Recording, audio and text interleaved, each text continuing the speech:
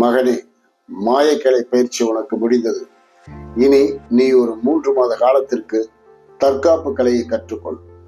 அதில் ஆர்வமின்றி தலையாட்ட நாம் யாரை தாக்கப் போகிறோம், நம்மை யார் தாக்கப் போகிறார்கள் என்று இயேசு தப்பு கணக்கு போட்டுவிட்டார். தற்காப்பு கலையை அவர் ஆர்வமாய் கற்றிருந்தால் பின்னாளில் அவர் சவுக்கடி கூட வாங்கியிருக்க மாட்டார். அதேபோல் கிரேக்கத்தில் அவர் வைத்திய முறையை கையாண்ட பின் அவர் சீனத்தை பற்றி எங்குமே கூறவில்லை. ஏன்?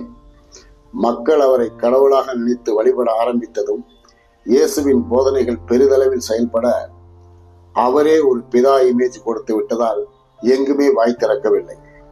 தன்னை ஒரு அதிசய மனிதனாகவே காட்டிக்கொண்டார். இப்போது மர்மக்கலை கற்றுக் கொடுத்த குருவிற்கு ஒரு ஆசை வந்தது. அதை இயேசுவிடம் கேட்டுவிட்டார். மகனே, நான் ஆசான் என்பதை மறந்து உன்னிடம் ஒன்று கேட்கலாமா? கேளுங்கள் பிதாவே. இன்றில் என்னில் அடுத்தபடியாய் முழுமையாக உன்னை தயார்படுத்திக் கொண்டிருக்கிறாய். இன்று உன்னை ஒரு கிராமத்தில் கொண்டு போய் விட்டால் உன்னால் ஒட்டுமொத்த கிராமத்தையே ஈடுகட்ட முடியும்.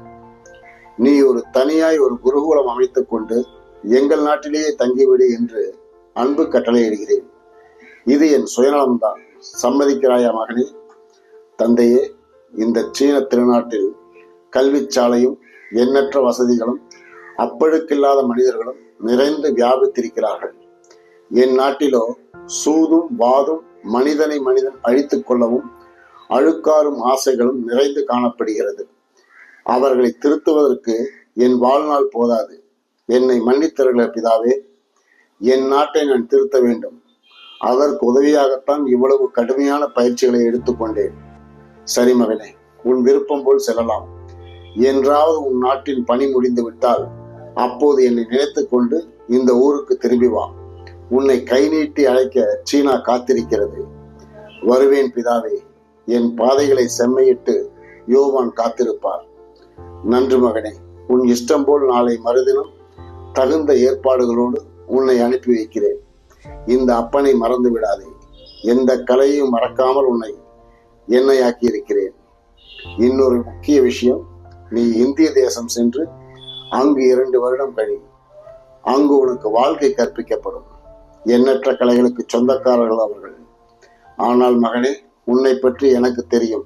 இருந்தாலும் சொல்கிறேன், நீ கற்ற கலைகளை பொது நலனுக்காக மட்டுமே பயன்படட்டும்.